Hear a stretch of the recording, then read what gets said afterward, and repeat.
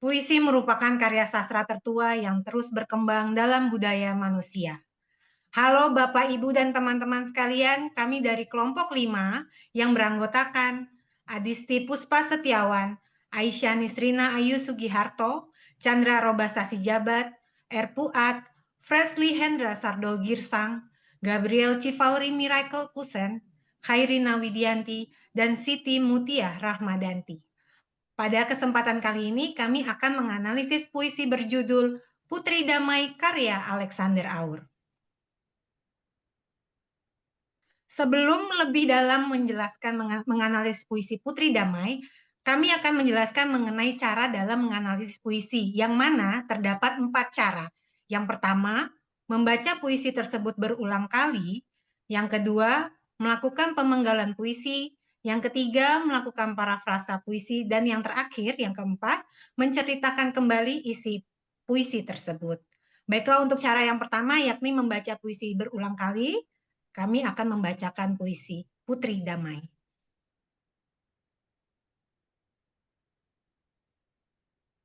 Mungkinkah ruang hampa jiwa kita harus menyusuri rentang waktu nan panjang, menguji diri kita dalam kelelahan tubuh, dan sampai pada titik hati yang berbunga.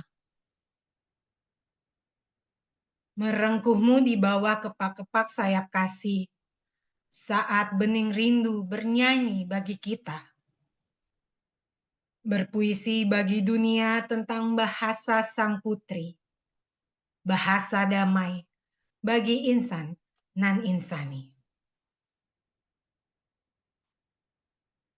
Untuk membaca puisi berulang kali, hal ini bertujuan untuk menggali makna puisi tersebut lebih dalam dengan memperhatikan unsur fisik atau lapis bentuk dan unsur batin atau lapis makna dari puisi tersebut. Serta kita melatih kepekaan rasa atau emosi kita saat kita membaca puisi tersebut.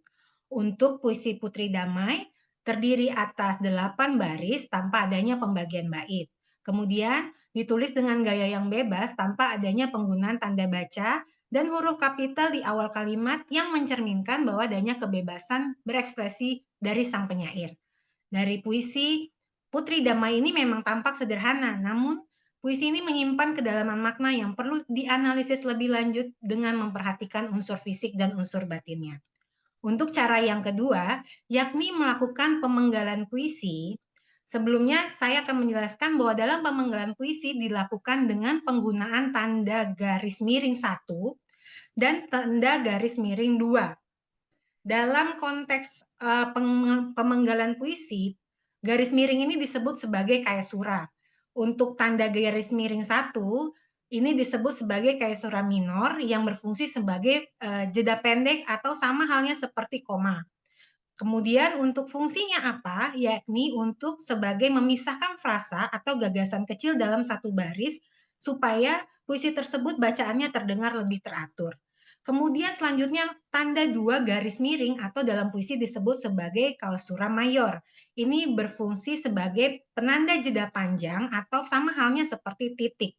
Fungsinya untuk menandai akhir kalimat, akhir bait atau bagian yang perlu ditegaskan dalam perenungan puisi ini.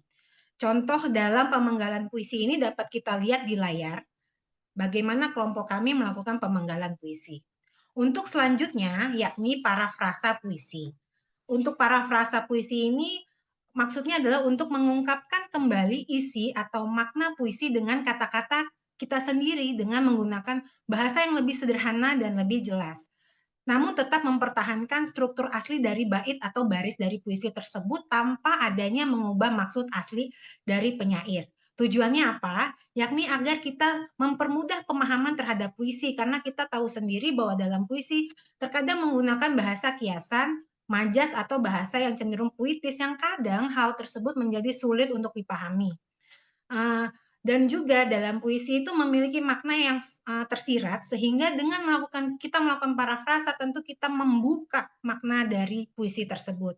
Dan juga kita menangkap emosi dan pesan yang ingin disampaikan. Untuk contoh dari parafrasa yang dari puisi Putri Damai ini bisa kita lihat perbandingannya dari puisi asli dari Putri Damai, kemudian yang sudah diparafrasa oleh kelompok kami, yang sudah kami parafrasa adalah bagaimana mungkin kekosongan jiwa kita harus melewati perjalanan waktu yang panjang, kemudian mengalami berbagai ujian dalam kelelahan fisik, hingga akhirnya menemukan titik kebahagiaan.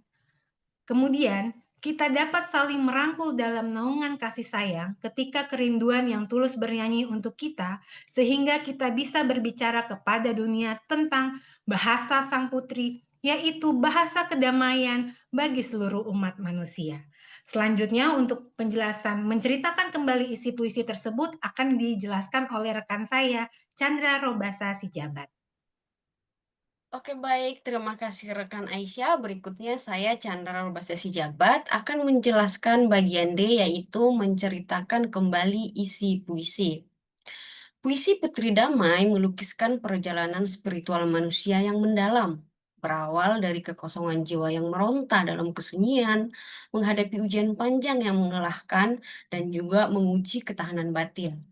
Perjalanan biku ini bermuara pada momen transenden penemuan kebahagiaan sejati yang disebut dengan titik yang berbunga, yang melambangkan pencerahan spiritual. Bagian kedua puisi menggambarkan puncak perjalanan sakral tersebut, ketika manusia pada akhirnya saling merangkul dalam naungan kasih sayang yang tulus, merasakan kerinduan murni yang menyentuh jiwa, dan pada akhirnya mampu menyuarakan bahasa perdamaian yang universal, serta mampu untuk menjembatani seluruh umat manusia dalam harmoni yang sempurna. Kemudian bagian yang kedua adalah mengenai analisis unsur-unsur dalam puisi. Analisis unsur dalam puisi ini dibagi menjadi dua bagian. Yang pertama, bagian A adalah analisis unsur fisik atau yang disebut juga dengan lapisan bentuk yang merupakan bentuk visual yang dapat dilihat secara langsung dalam puisi yang meliputi judul, tipografi, bunyi, diksi, gaya bahasa, dan juga citraan. Lapisan bentuk ini berperan untuk membangun struktur luar yang menopang keindahan puisi, dan dalam hal ini adalah puisi yang berjudul Putri Damai. Kemudian yang kedua, bagian B, analisis unsur batin, atau yang disebut juga dengan lapisan makna, yang merupakan kandungan makna tersembunyi di balik kata-kata, yang meliputi tema, sikap penyair, nada, dan juga pesan yang tersirat di dalam puisi, mengungkapkan esensi spiritual dan filosofis dalam puisi Putra Damai. Kedua unsur ini saling melengkapi dan tidak dapat dipisahkan satu dengan yang lainnya, karena unsur fisik adalah jembatan untuk mengungkap unsur batin yang lebih mendalam dan bermakna.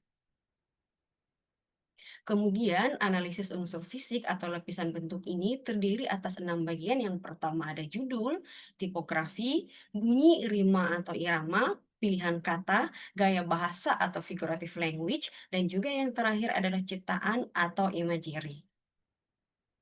Oke, baik, kita akan membahas satu persatu. Yang pertama adalah judul. Judul Putri Damai mengandung makna simbolis yang sangat kuat. Dikatakan demikian karena putri menggambarkan sosok perempuan yang identik dengan kelembutan, keanggunan, dan juga keindahan. Sedangkan damai merujuk pada kondisi yang harmonis, tenang, dan juga bebas dari konflik. Oleh karena itu, penggabungan kedua kata ini mengisyaratkan bahwa kedamaian digambarkan sebagai sosok yang anggun dan indah, yang patut dirindukan dan juga diperjuangkan. Kemudian yang kedua adalah tipografi. Puisi ini ditulis dengan tipografi sederhana tanpa adanya pembagian bait. Seluruh 8 baris puisi disusun dalam satu kesatuan yang utuh. Hal ini menunjukkan alur pemikiran yang mengalir tanpa terputus, yang mencerminkan kontinuitas perjalanan mencari kedamaian. Tidak adanya huruf kapital di awal baris menunjukkan kerendahan hati dan juga kesederhanaan. Sementara tidak adanya tanda baca memberikan kebebasan bagi pembaca untuk menafsirkan jeda dan intonasi sesuai dengan penghayatan masing-masing. Karena setiap orang atau setiap pembaca itu bisa saja penghayatannya yang berbeda-beda. Oke, baik. Untuk selanjutnya akan dibacakan oleh rekan saya, Adisti. Terima kasih Kak Chandra. Saya Aditya Pastiawan akan menjelaskan analisis puisi dari segi bunyi, rima atau irama, dan diksi atau pilihan kata. Oke, selanjutnya analisis puisi dari segi bunyi, rima atau irama melibatkan pengamatan terhadap pola pengulangan bunyi dan ritme yang ada dalam puisi untuk memahami bagaimana unsur-unsur tersebut membentuk musikalitas dan makna karya. Terdapat 4 jenis rima. Yang pertama, aliterasi, yaitu gaya bahasa yang menggunakan pengulangan bunyi konsonan yang sama pada awal kata-kata yang berdekatan dalam sebuah kalimat atau baris puisi. Seperti pada frasa tepat-tepat dari baris kelima yang memberikan efek ritme dan penekanan pada gerakan sayap. Pengulangan konsonan K dan S pada tepat-tepat sayap kasih menciptakan bunyi yang melodis dan mengalir. Yang kedua yaitu asonansi. Berarti gaya bahasa yang berupa pengulangan bunyi vokal yang sama dalam kata-kata yang berdekatan dalam sebuah kalimat atau baris puisi. Dalam puisi Putri Damai seperti pada frasa Ruang Hampa, tentang waktu nan panjang, bahasa dan damai, pengulangan bunyi ini juga muncul pada berpuisi, putri, dan insani. Asonansi ini menciptakan musikalitas dan keharmonisan bunyi. Yang ketiga, rima akhir, merupakan salah satu unsur bunyi dalam puisi yang berupa pengulangan bunyi pada bagian akhir baris-baris puisi. Dalam puisi Putri Damai ini, meskipun tidak memiliki pola ritma yang tetap, terdapat kesamaan bunyi pada beberapa akhir baris seperti pada kata kita baris 1 dan 6, serta bunyi i pada kata putri baris 7 dan insani pada baris ke-8. Pola yang tidak terlalu ketat ini mencerminkan kebebasan berekspresi dari sang penyair. Kemudian yang keempat ada efek bunyi. Efek bunyi dalam puisi ini memberikan dampak atau pengaruh yang ditimbulkan oleh penggunaan unsur-unsur bunyi seperti aliterasi, asonansi, rima, dan irama. Kombinasi bunyi dalam puisi ini menciptakan irama yang mengalir lembut dan tenang, sesuai dengan tema kedamaian yang diusung. Perpindahan antar baris terasa halus dan tidak menimbulkan kejutan, mencerminkan kelembutan perjalanan menuju kedamaian. Selanjutnya, analisis dari diksi atau pilihan kata. Diksi sendiri mempunyai makna pilihan kata yang digunakan oleh penyair dalam sebuah puisi. Analisis diksi ini bertujuan untuk memahami bagaimana kata-kata tersebut mempengaruhi makna, suasana, dan pesan puisi. Dalam puisi Putri Damai ini, penulis atau Alexander Aur memilih kata-kata dengan cermat untuk menyampaikan gagasannya tentang perjalanan menuju kedamaian.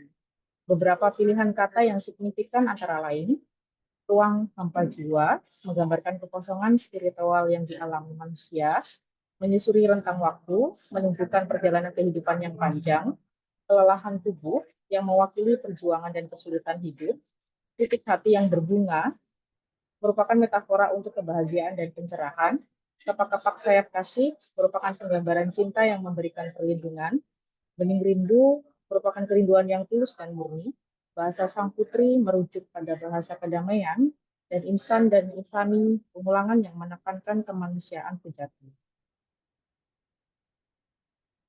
Diksi yang dipilih penyair ini menunjukkan kontras antara kesulitan yang tertuang pada kata hampa dan kelelahan dengan keindahan yang tertuang pada kata berbunga, bening, dan damai. Kontras ini memperkuat pesan bahwa kedamaian adalah hasil dari perjalanan panjang yang melalui berbagai rintangan. Kata-kata yang berhubungan dengan ketulusan dan keindahan ini mendominasi bagian akhir puisi seperti bahasa damai. Pilihan diksi ini menunjukkan transformasi emosional dari kesulitan dan kelelahan menuju kedamaian.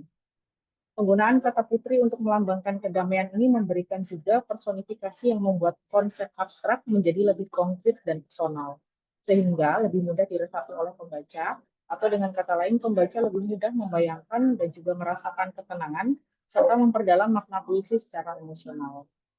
Selanjutnya akan dijelaskan oleh Bapak Fredly. Terima kasih Kak Adisti. Saya Fredly Endagat Sabdul Girsang selanjutnya akan menjelaskan mengenai analisis gaya bahasa. Puisi Putri Damai diperkaya dengan berbagai gaya bahasa yang efektif untuk memperdalam makna dan mengajak pembaca untuk merenung.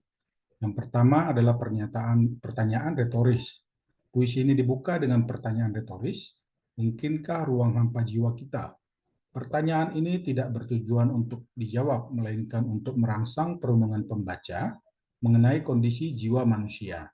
Yang kedua adalah metafora. Penyair menggunakan metafora untuk melukiskan konsep-konsep abstrak secara konkret. Kebahagiaan dan pencerahan spiritual dimetaforakan sebagai titik hati yang berbunga.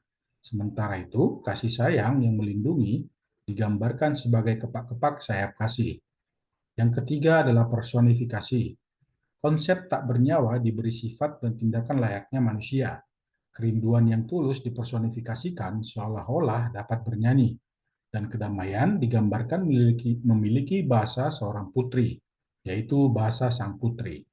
Dan terakhir adalah simbolisme. Puisi ini menggunakan simbol-simbol yang kuat untuk mewakili gagasan yang lebih luas. Putri damai menjadi simbol kedamaian yang ideal untuk diperjuangkan. Sedangkan frasa ruang hampa jiwa berfungsi sebagai simbol kehampaan spiritual dan emosional. Selanjutnya, analisis citraan atau imagery. Citraan dalam puisi Putri Damai sangat kaya dan beragam, melibatkan berbagai indera untuk menciptakan pengalaman puitis yang menyeluruh bagi pembaca. Yang pertama adalah citraan visual atau penglihatan. Pembaca diajak untuk membayangkan gambaran visual yang jelas melalui ungkapan seperti titik hati yang berbunga, yang menghadirkan imaji bunga mekar di dalam hati, serta kepak-kepak sayap yang menciptakan gambaran visual tentang sayap yang bergerak. Yang kedua, citraan auditori atau pendengaran. Imajinasi pendengaran pembaca dirangsang melalui frasa bening rindu bernyanyi, yang menciptakan gambaran suara nyanyian yang murni dan tulus, serta ungkapan berpuisi bagi dunia yang menggambarkan suara puisi yang sedang dilantunkan. Yang ketiga adalah citraan taktil atau perabaan atau sentuhan. Sensasi sentuhan dan perasaan fisik dihadirkan secara efektif. Kata merengkuhmu membangkitkan sensasi sentuhan dan pelukan. Sementara kelelahan tubuh membuat pembaca dapat merasakan sensasi kelelahan fisik. Yang terakhir adalah citraan kinestetik atau gerak. Puisi ini juga menghadirkan sensasi gerak yang kuat. Frasa menyusuri rentang waktu, menciptakan gambaran gerakan menelusuri sebuah perjalanan panjang, dan kepak-kepak sayap tidak hanya visual, tetapi juga menghadirkan imaji gerakan sayap yang mengepak. Secara keseluruhan, penggunaan citraan yang bervariasi ini memungkinkan pembaca untuk tidak hanya memahami puisi secara intelektual, tetapi juga merasakannya secara emosional dan sensorik, sehingga menghasilkan pengalaman pembacaan yang lebih mendalam dan berkesan. Selanjutnya akan dijelaskan oleh rekan saya, Gabriel.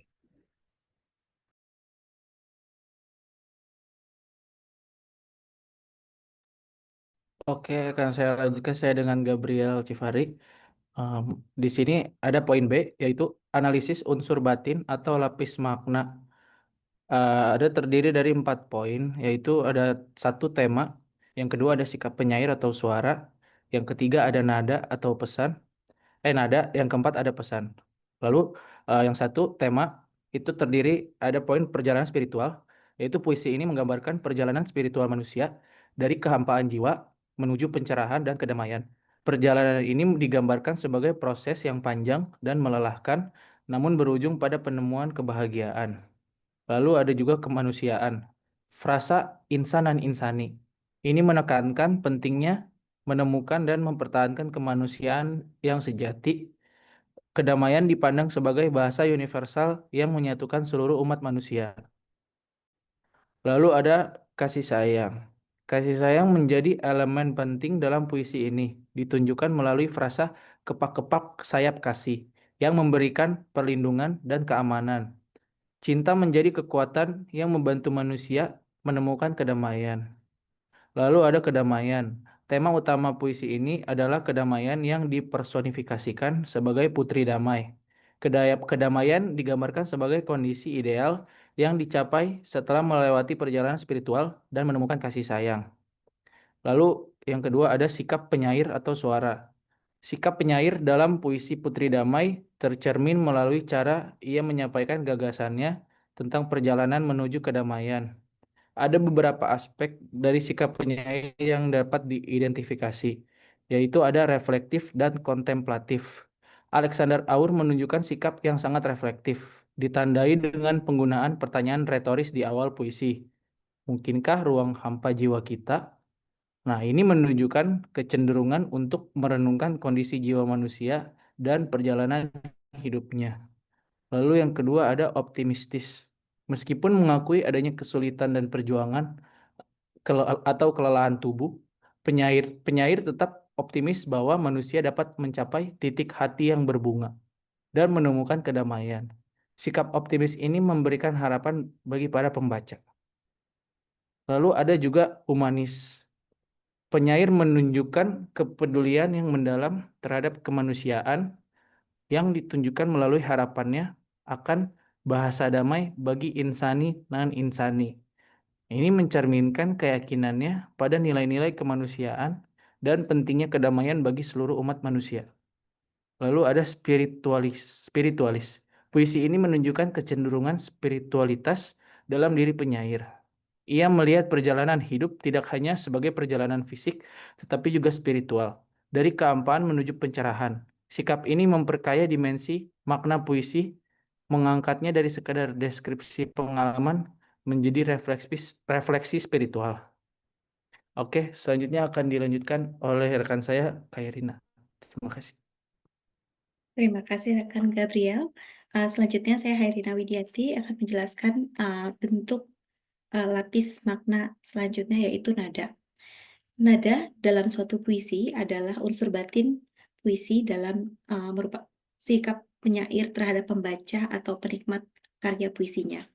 Nada ini diharapkan dapat memberikan efek psikologis atau suasana hati tertentu kepada para pembaca puisi. Dalam hal ini, puisi Putri Damai dapat diidentifikasi ada beberapa nada yang muncul dalam puisi tersebut. Yang pertama adalah nada meditatif yang terlihat dari pernyataan pertanyaan, mungkinkah ruang hampa jiwa kita? Pertanyaan ini menciptakan suasana perenungan yang dalam dan mengajak pembaca untuk merenung bersama penyair. Yang kedua ada nada melankolik.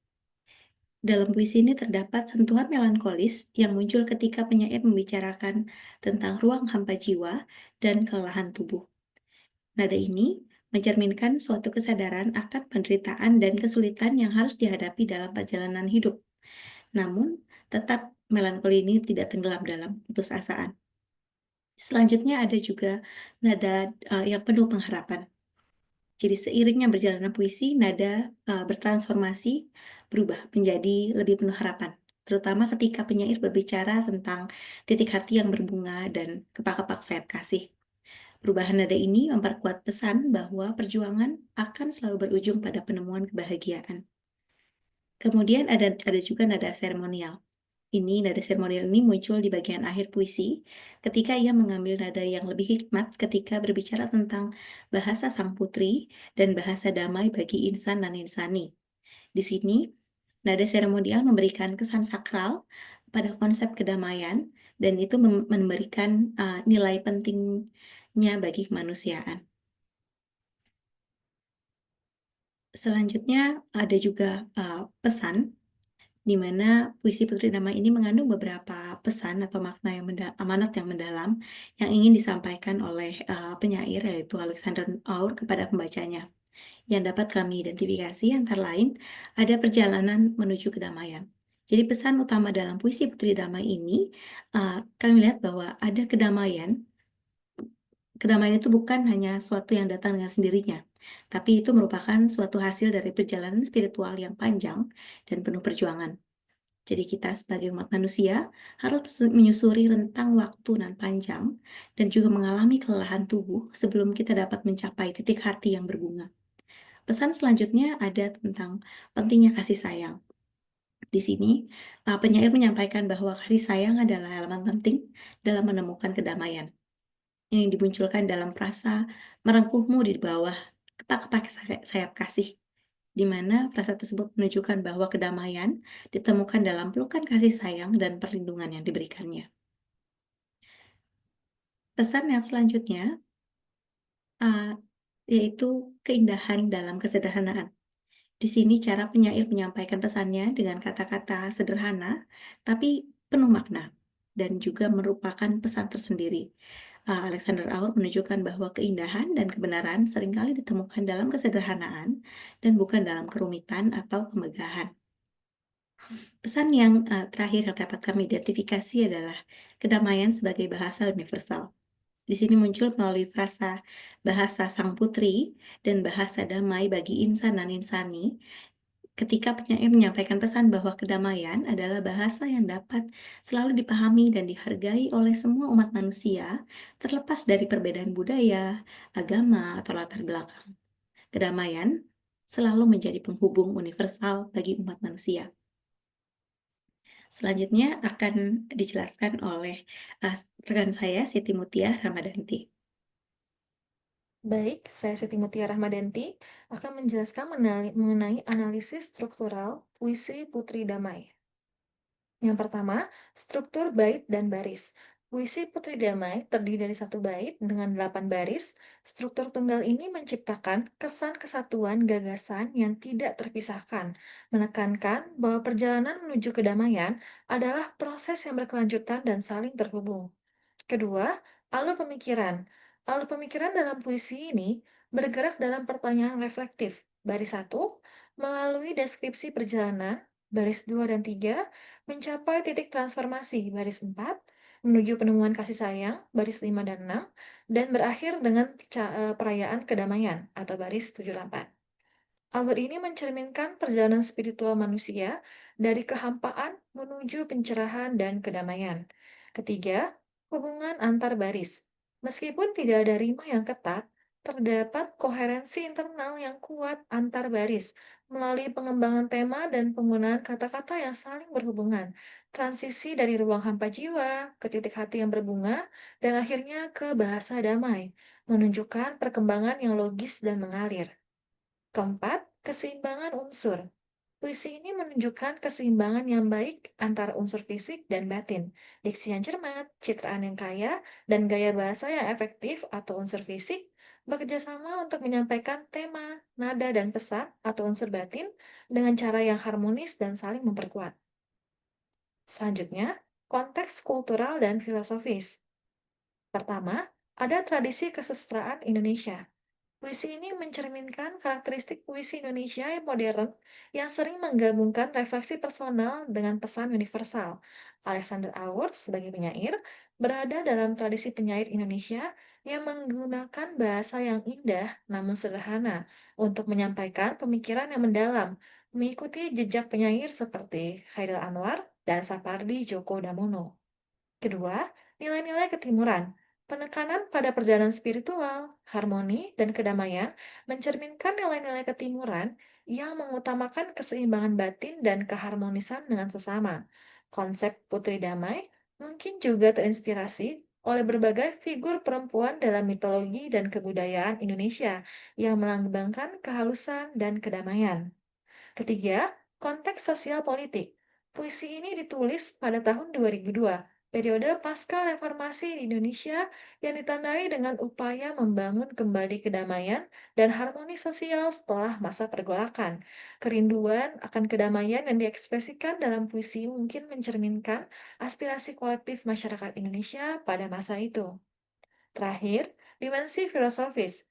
Secara filosofis, puisi ini menyentuh pertanyaan universal tentang makna kehidupan, pencarian spiritual, dan esensi kemanusiaan. Gagasan bahwa kedamaian harus dicapai melalui perjalanan dan perjuangan mencerminkan pemahaman eksistensialis bahwa makna ditemukan melalui pengalaman dan usaha pribadi, bukan sesuatu yang diberikan secara otomatis. Selanjutnya akan dilanjutkan oleh rekan saya, Erpuat. Baik, terima kasih Ibu Siti Mutia. Selanjutnya, yang terakhir saya akan menjelaskan kesimpulan analisis puisi Putri Damai. Ada 5 kesimpulan analisis Putri Damai. Yang pertama, karya puitis yang bermakna. Putri Damai adalah puisi yang menggabungkan keindahan bentuk, kedalaman makna. Alexander Auer berhasil menciptakan puisi yang tidak hanya indah secara estetis, tetapi juga kaya secara filosofis. Yang kedua, kesatuan unsur. Kekuatan puisi ini terletak pada kesatuan harmonis antara unsur fisik dan batin. Diksi yang cermat, citraan yang kaya, dan gaya bahasa yang efektif bekerja bersama untuk mencapaikan tema perjalanan spiritual menuju kedamaian. Yang ketiga, pesan universal. Pesan tentang pentingnya kedamaian dan perjalanan untuk mencapainya bersifat universal dan tetap relevan.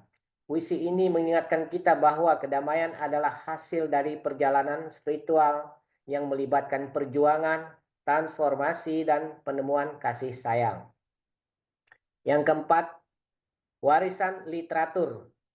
Sebagai bagian dari kumpulan puisi Air Mata di Pucuk Daun, Putri Damai memperkaya khasanah sastra Indonesia dengan sensibilitas puitis yang menggabungkan tradisi dengan modernitas, refleksi personal dengan pesan universal.